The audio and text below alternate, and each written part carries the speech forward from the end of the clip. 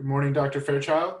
Or Well, Denise. I'm sorry. I'll stop calling you Dr. Fairchild. I'll get thank over it. you. I'll get over it eventually. Thank you, Ben. How are you? I'm doing well. Just heard a great keynote from Kat, and I know you. I know you will deliver as well. I hope so. I saw I'm it. getting She's hard inspired at already. time. Are you going to sing for us a little bit? That's really my main question. And sure, and dance a little too. Pure entertainment. Well, thank you, Denise. Farrah, should I go ahead and introduce her? Are we ready to go? All We right. are. Thank you, guys. Well, thank you everyone for taking the time to join us this morning. As I mentioned, incredibly proud of the lineup we have for you today. And I think Denise, as I will stop calling her Dr. Fairchild, is one who definitely speaks to that. She's the inaugural president of the Emerald Cities Collaborative, which is a non-profit organization based in Washington, D.C., with affiliates in major urban centers across the U.S. She is charged with advancing their high road mission to green our cities, to build resilient local economies and ensure equity, inclusion in both the process and outcomes of a new green and healthy economy. But beyond that, Denise is nationally recognized and respected for her 40-year successful track record and innovative programs in sustainable and community economic development, both domestically and internationally. And as an example of some of the impact she's had here in LA, in 1995, she founded and directed the Community and Economic Development Department at Los Angeles Trade Technical College, or LATTC, as many of you know it, as well as affiliated nonprofit community development research and technical assistance organization, CD Tech. She founded the Regional Economic Development Institute, or READY, which is an initiative of LATTC to provide inner city residents with career and technical education for high growth, high demand jobs in the LA region with a focus on the green economy. Her resume goes above and beyond everything I've mentioned so far. She was also a special advisor to Mayor Villagrosa for South LA investments here in LA, and has lived and worked and educated her two sons in South LA since 1977. So with that, Denise, welcome, and thank you for taking the time with us this morning. Well, thank you very much, Ben. I appreciate that that long conversation, that long introduction. It just tells me I'm old and been around the track a few times, but I appreciate the opportunity to present to everyone today, and we'll just go ahead and get started. We're going to talk about the color of change in the post-COVID-19 era. How do we advance economic inclusion in the clean and green economy? So let's just be clear that, you know, if you've heard this once, you've heard it 1,000 times. These are strange and challenging times that we're living in. This is a period of historic level crises. And that's for many reasons, obviously. On the one hand, it's just what COVID is doing to us, COVID-19. This global pandemic has killed 170,000 Americans with actually no end in sight. And this has cascading impacts. Right, so the signs of our times, what we're seeing is just the dumping, farmers dumping food, milk, destroying crops, while at the same time we see these long, never-ending lines for food banks. The economy has been putting millions of people out of work and on the unemployment lines. And 50 million people have filed for unemployment today. Businesses are operating behind plexiglass and on a shoestring, if they're in business at all. 1 in 6 businesses have closed to date. Schools are in disarray, right? To school or not to school? That is the question that parents are struggling with. Health systems and workers can't breathe. They can't catch their breath. 20 million people have been kicked off of health roles. Essential workers are exhausted and sacrificing for a barely grateful nation. And our political system is working overtime, intentionally working to be dysfunctional and useless. Seems to me that the only laws that matter are the ones that pay the rich and punish the poor. But then we have the streets of protests for racial justice and policing, and really against all manner of injustices. The paramilitary forces are agitating violent protests. And of course, we know our lives in terms of record-breaking heat waves, climate fires, floods, hurricanes, tornadoes across the United States. We're living in it now. We're breathing in it in Los Angeles. Folks, our institutions are collapsing, but much of this is not new. If you're as old as I am, you remember 65, you remember 92, you remember 2009. We have survived economic, health crises, social crises before. And we've come through wars, we've come through the civil rights struggle, we've come through depressions. So crises are not new, but the chaos that we're experiencing is the new stuff. This is the stuff of the surreal, this alternative reality that we're living in. Hoarding toilet paper. You guys remember that insanity, right? The vitriol around mask wearing, the case of the missing mailboxes, sacrificing elders to the gods of the stock market, conspiracy theories, cannibal eating pedophiles. I just don't get it. The debunking of facts, the criminalizing of science and scientists, the unhooded white supremacy, neo-Nazism, neo-Confederacy, anti-urbanism, anti-education, anti-women, anti-immigrant, anti-government, you figure it out, put in the missing blank.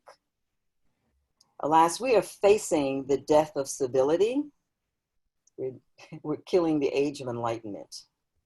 So the question is, right, what does that leave us? Where does that leave us? As an industry of professional planners, engineers, architects, developers, builders, each of us in some way is working on green buildings, sustainability, climate change. How do any of these crises and this chaos, how does that matter to us in this moment? When racial, social, and economic justice are at the epicenter of our current social, political, and economic environment. When issues of systemic racism and the call for structural change has taken center stage. Do any of these pesky justice issues have anything to do with us? Well, obviously the answer is yes. I hope the answer is obvious.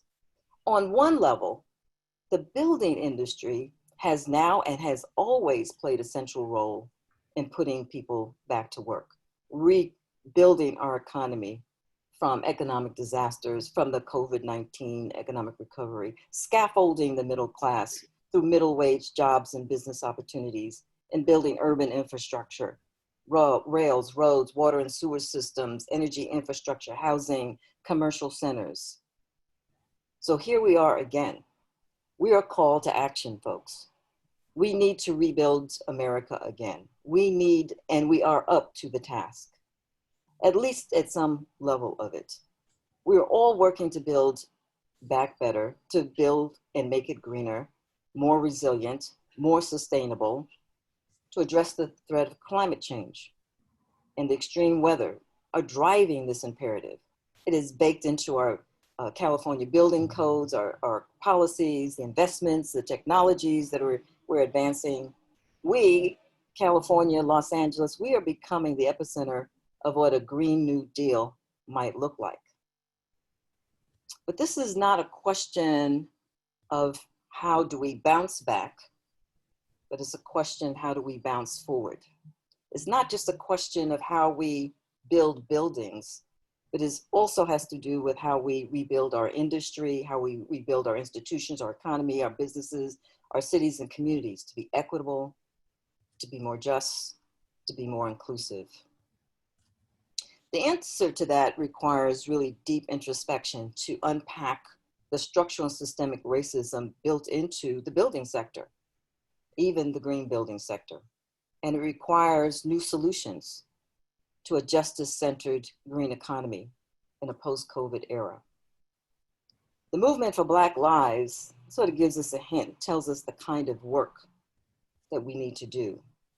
This Black-led multiracial movement has called attention to structural racism in America, in America's institutions, and has struck a nerve with everyone. there's a new awakening of the post-racial generation. I think about this in the context of my youngest son, who's a millennial. And, I'm outside, I'm watching all of these young, non-Black folks marching around Black Lives Matter. And I'm just like curious about, well, what is going on here? And I recognize and I realize that my son grew up and he would always tell me that his peers don't see color, they don't see race. They accepted a level of diversity that in my race conscious world, growing up in the 60s and 70s, where we were still fighting for an ability to sit at the lunch counter, where race mattered and we were race conscious, we were fortunate enough to raise our children in a colorblind world, even though I kept telling them, the world is not colorblind, son. But his generation that sort of recognized through the unfortunate murder of George Floyd, that this is not a colorblind world. So there's a reawakening and a call of attention to the structural racism in America's institution. It's struck a nerve with everyone. So the movement is in some ways about police reform, but is more than that. The movement for Black Lives is an intersectional movement. They are making that very clear. The fight for criminal justice is also a fight for health equity, pay equity, environmental justice. There's a recognition that everything is related, that Black and brown people are disproportionately affected and dying from COVID due to pre-existing underlying health problems that they have been inherited from living in toxic communities and toxic homes, from poverty-wage jobs, the lack of career pathways, environmental and viable educational opportunities.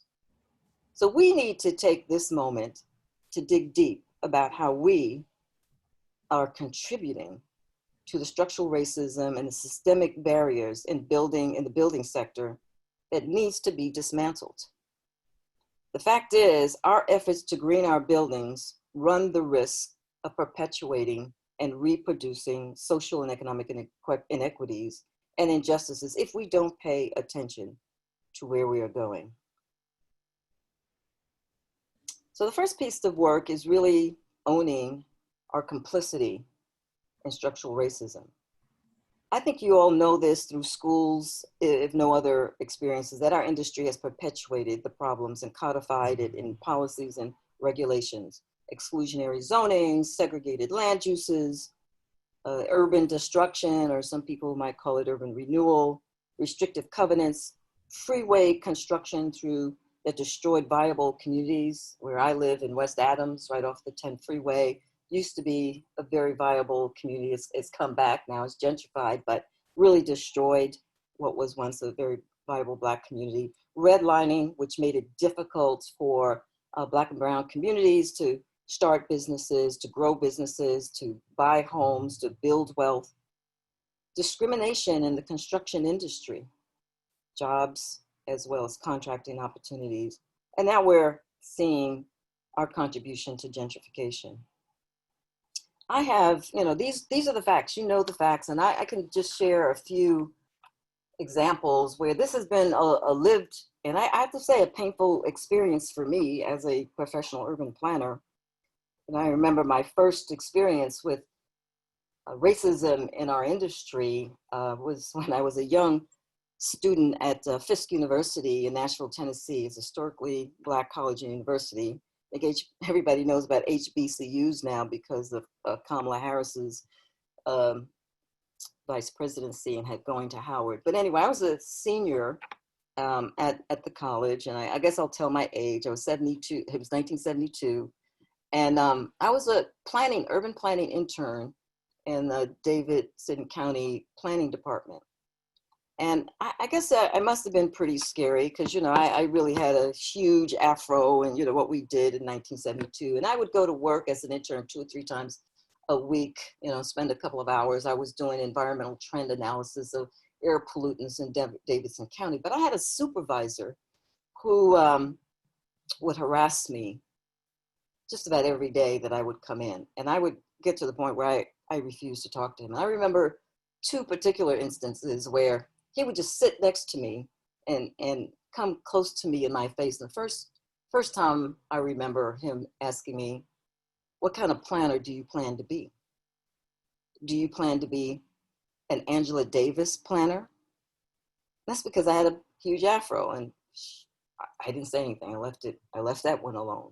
Another day I went into work, came up to me, sat next to me, and he asked me the question. He says, it's a Black community outside of our window. He says, what would you do to rebuild that community? What would you do to that community? And again, I just refused to answer. I don't know if you've ever been arrested, but you know, when you get thrown in the back of a cop car, and I've been there in handcuffs, the cops always ask you all kinds of questions. You just don't say anything. You just, that's the last, you know, lawyers say, don't say anything. So with this guy, I didn't say anything. He answered for me. He said, I'll tell you what I'd do. I'd take a bulldozer and I'd knock down every one of those houses. This is our profession. This was my introduction as a young planning student. And it didn't stop there. Every phase of my professional development, I was confronted with these kinds of, that kind of racism. You know, I went to grad school, University of Penn Planning School, and found it there. We were seeing 72, 74, the beginning of the gentrification of West Philadelphia. And we were the sort of second generation African-American students in the master's program there. And it's a cultural clash. They didn't understand us, we didn't understand them, but that's a whole nother story.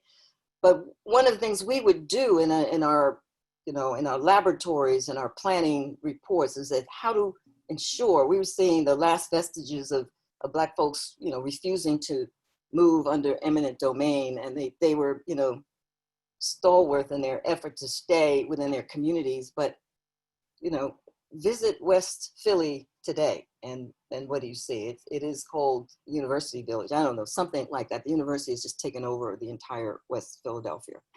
And it continues. It's in every element of our work. My years at LA LISC, you know, I was putting money in the hands of community organizations in South LA building affordable housing. And I remember one of the very first loans, I put a $50,000 pre-development loan out to a group in South LA. And the underwriting committee asked me, why are we giving these people this money? Do they even split verbs? So now how do splitting verbs have anything to do with building affordable housing in our communities through community development delivery system? Today, this same organization is the largest, most effective land developer and landowner in South Los Angeles that's undergoing gentrification. These are the things that we've inherited. These are my lived experiences, and you know, we see it again and again. This is how we built America. These are the systemic barriers and racisms that we've inherited, and we're still living the consequences of these policies. So the question is, in a post-COVID economic recovery agenda, how do we fix 100 years of structural racism in the architecture, construction, and engineering industry that has produced income and wealth disparities, environmental injustices, and climate injustice? How do we reimagine? How do we re-engineer? And how do we rebuild our communities and our policies? Well, in some ways, this is the work of Emerald Cities, all right? We were created really the last time we had a crisis in 2009 with this notion that we could rebuild better, that, and I don't really mean to use the Democratic, you know, theme, but it's a nice little way of putting words together.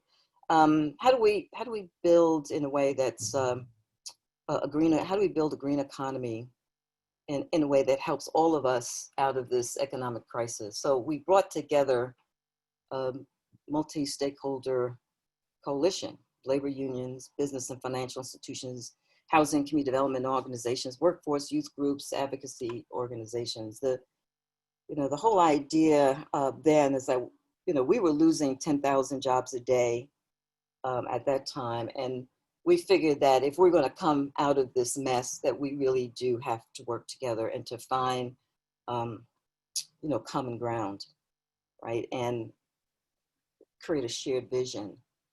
And so we created this notion of basically, as we understand it, some of you call it the triple bottom line, how we grow the pie as opposed to actually thinking that we've got to fight each other for a share, a piece of the pie. How do we green our cities, right? To ensure that public and private investments are going into making our communities greener and healthier and more resilient. And with those investments, how do we make sure that we're building, creating good jobs, union jobs, living wage jobs, and creating business opportunities and investment opportunities. And then with that investment and the building of that new economy, how do we strengthen our democracy and ensure equity? That people that have historically been left out of the mainstream economy are a part of this new economy. That's our vision, that was our goal. And these have been difficult conversations. We're having to deal with issues of environmental racism, infrastructure needs of BIPOC communities, public health inequities, economic inequities. And these with stakeholders that have had 100 years of misinformation, miscommunication, mistreatment. Nobody understood how labor was organized and what drives them, or understood youth groups and the youth bills of the world, the conservation corps of the world, and what their challenges and needs were versus, the NASCO partners, the energy service companies, and how they view the world and how they execute. We're having these conversations with each other in a way that I tell people reminds me of the Wild Wild West.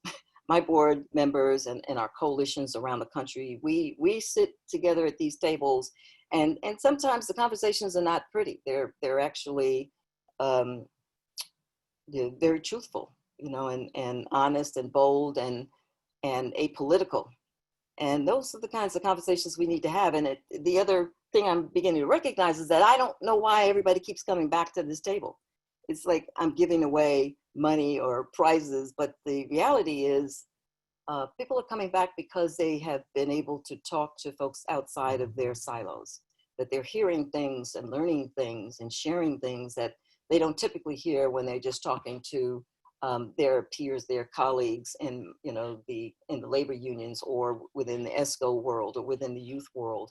And there's a level of trust. There's a level of trust in one another in the building of these relationships. And when things get tough, and sometimes the conversations are tough. I remember one of our board members one day, she jumped up and she said, "I'm the only one that is a card-carrying Republican in this room." And our armchair Marxist says, "Yes, we know, but don't leave. We need you." So we have these moments. I have 3 stand-up comics, as I describe it, who actually know how to break, the challenges when we face them. But we've got to face these challenges to figure out how we build a world that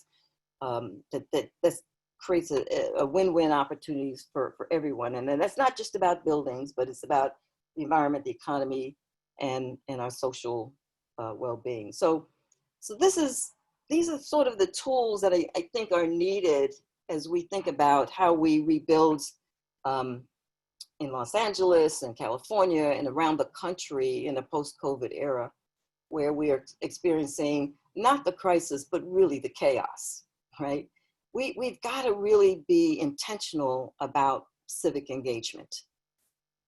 Many of you might know Dr. Manuel Pastor, right in our own backyard at USC. He tells me all the time, I do stuff and then he tells me what I'm doing in academic language. He says, "You're building epistemic communities." Oh, so I said, "Well, sounds good to me." So epistemic community is really about these multi-stakeholder collaboratives, and because the institutions that have built America, that has gotten us to where we are today, it does not work for where we need to go in the future. How do we change the rules of engagement? How do we change our business practices? How do we change policies with a new reality in front of us? And that new reality is climate change. That new reality is social and economic justice? How do we face that in a way? We cannot do it as professionals by ourselves in our offices. We got to be in the streets, and we have to have the conversations with the folks who have different perspectives, and find again that middle ground about how to move forward. So the other part of this is not just the democratic practice and establishing and rebuilding our democratic practices, but it's also building our economic infrastructure, or the economic inclusion that has been sort of the underpinning of all that's wrong in the way we operate today. But let me, the other thing before I get into this, the reason I want to mention about the importance of civic engagement is that I want to bring it up to where we are today and why it's important. There's sort of a new tsunami that I'm seeing in the work that I'm doing taking place in the green building sector, and it's around the issue of building electrification. And I'm sure that you all are sort of engaged in some conversation, if not policy work around this. This is the new best idea. This is the new professional endeavor that's come about with good intentions to address, our climate clock. The driver, so the sort of next key driver to a zero net energy future. And it also is a good idea to address indoor air pollution, which, the data begins to show that it is even greater than outdoor air pollution without regulatory limits and standards established to it. But once again, our profession is driving these policies without real engagement of affected communities in their formulation, and without fully understanding or addressing their consequences. What does it do to housing affordability? And you may know that, you might do some modeling around it or what have you, but how do you not bring folks to the conversation to find out how you balance that with public health issues and with other kinds of climate change issues? These are not, these are intersectional issues that require intersectional multi-stakeholder engagement to find the balanced solution. How do you address, building electrification, address issues of retro evictions or retro gentrification? It's a new language that we heard when we're working with community groups up in Northern California, which is, we're telling building owners now that you've got to fix up your building, and where's that cost being passed on to, and how is it getting passed on to communities where low-income communities where they cannot afford to stay in the unit anymore, into the neighborhood anymore? How are we addressing that kind of challenge? What are the impacts on households' energy budget?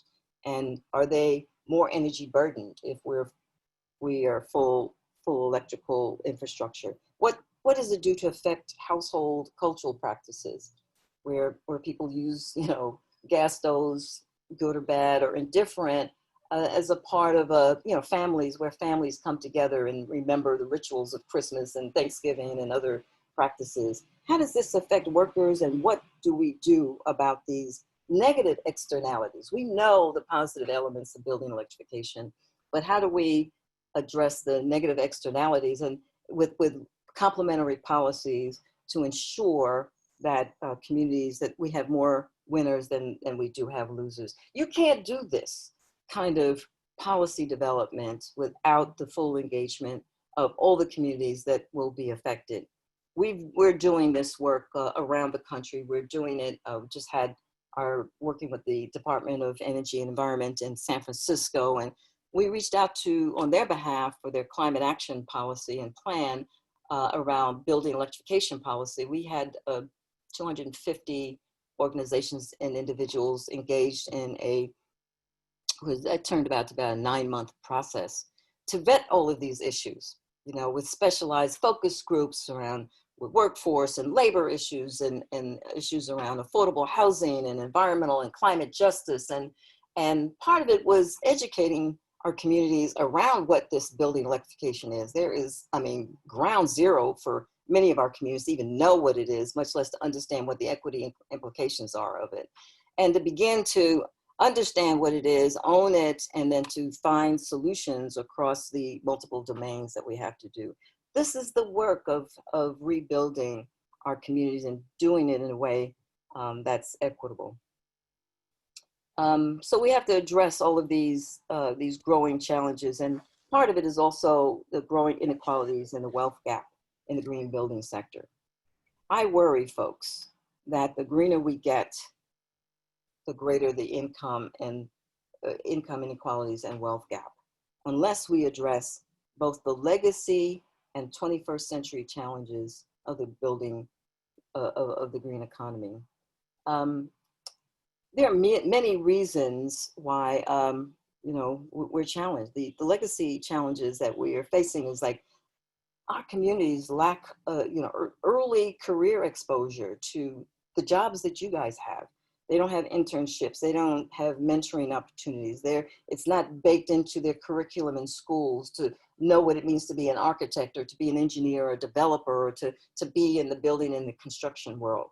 They don't know what this is about. They don't understand what energy is. It's not in their curriculum. They don't understand about the infrastructure, water infrastructure challenges we have, or the relationship between the burning of fossil fuels and they're going to hospitals because of repeat cases of asthma. None of that is being baked into a pipeline of folks who can grow into an industry and to be true peers and players in this marketplace. There's a lack of career exposures. There's a lack of hiring in business networks that have come through the decades of discrimination and exclusion. There's really very complicated procurement methods and procurement methods and project delivery methods, like 3Ps, public-private partnerships. We're developing these platforms, these construction platforms for typically large projects. And we're starting to see that there's going to be $2-3 trillion. Who knows what we'll get through Congress in 2021, 2022, but everyone's fairly committed to the fact that we've got to build out a new energy grid, a new water infrastructure, transportation, you name it. These are multi-billion, multi-year projects, and we're using project delivery methods that are probably appropriate to the task, but challenging for small minority women, veteran-owned contractors who've historically not built the track record, the experience of getting their bonding, the insurance, the qualifications, the hiring networks to be at those 3P tables. So this is part of structural racism. It's built in how we do business and what we need to do to change the capacity of, to address these legacy.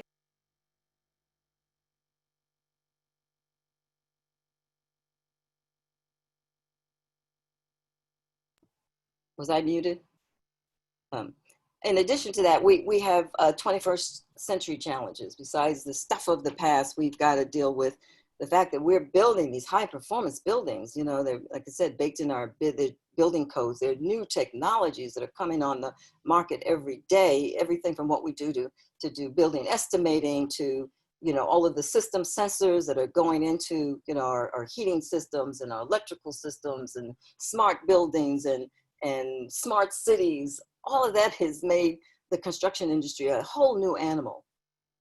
Who's investing in our contractors to be a part of this new green reality? The materials are becoming more expensive. And so remember, if you've not had the capital, how do you play in this marketplace? So my friends, this is the work of economic inclusion. And I'm going to really end with just sharing with you a couple of things that we're doing in this space, and really invite all of you to be a part of our work in the Los Angeles market. First thing we're trying to do is just build a pipeline. We're trying to we are exposing our young people in South and Southeast Los Angeles about the careers and opportunities that are in this space, about climate and how the whole ACES industry is really no longer just about jobs and income. It's a mission, that there's a mission for them to really be a part of a movement to create greener, more resilient communities that addresses, where our place in the ecosystem. So ACES is a program that we run. We're working with LA County in this regard, and through their Southern California Energy Efficiency Network, which is a network of energy efficiency municipalities, 120 jurisdictions throughout the Southern California citizen marketplace, and really bringing to the work of energy efficiency the workforce education and training elements. And we're in about 7 high schools in South and Southeast Los Angeles, and we're giving them the experience. We're working with the community colleges, LA Trade Tech, East LA Community College, and building industry recognized skill certificates as we're giving these young people experiential learning to get them excited about what this work is all about. In the summertime, just like now, even though under COVID, we've got 40 young people that are working with architecture firms and contractors and primes and other public agencies in this space. So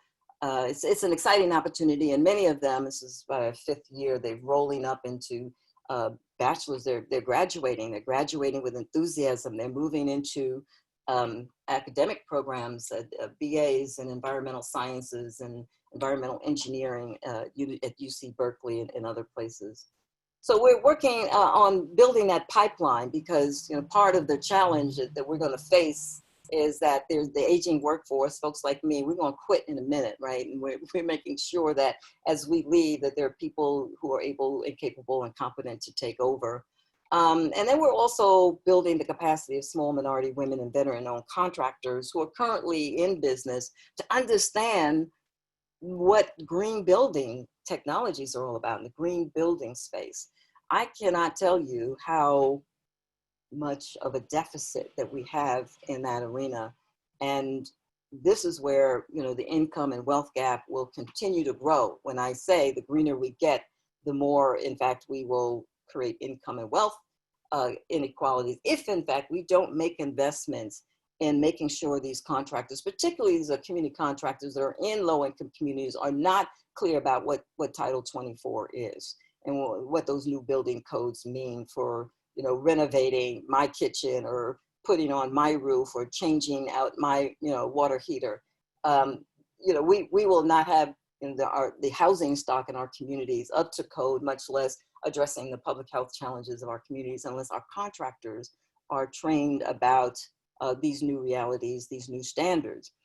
Just being able to, so we've developed a comprehensive program that we're institutionalizing around the country called High Road Accelerated Business Institute, which the acronym means Harambee, which in Swahili means pulling together, where one platform is just making them know about this, how their work as an electrician, what it has to do with information, what it has to do with climate change, as a HVAC contractor, what that has to do with asthma, making those connections for them and giving them case studies and examples of contractors that are doing this work in other spaces.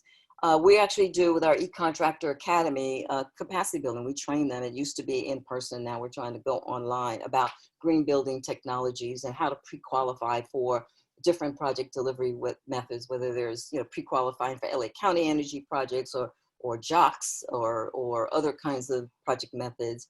We're building networks and trying to connect with organizations and individuals like you guys. So if there's a project, we can be a broker between our contractors and your opportunities.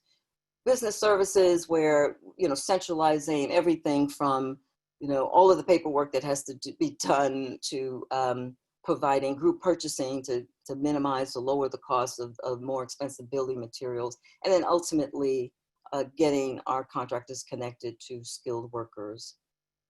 This is what we're doing. I had a video. Unfortunately, I don't think I could, I don't think it will show up for you.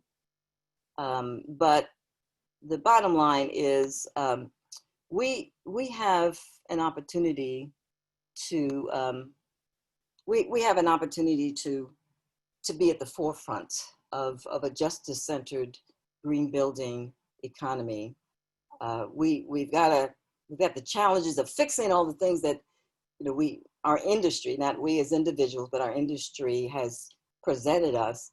but we also have an opportunity to work together and think in a forward way how we can make America a place worth living in, and Los Angeles. So that's my story, folks, and I'm going to stick to it. Thank you very much, Denise. Thank you for the time this morning. And I couldn't agree with you more. We are at an incredible opportunity in this moment, especially with so much change, for us to push things in hopefully a more positive direction. Great. And I do believe our director, Wendy Angel, is in your expo area. So if you guys want to go run through and see what we're doing and become a part of our Emerald Cities family, we'd love to have you. Thank you, Denise, and thank you for plugging our expo hall, which can be accessed in your lower left-hand corner right here. If you look on your screen and just click exhibitors, you can find our partners there.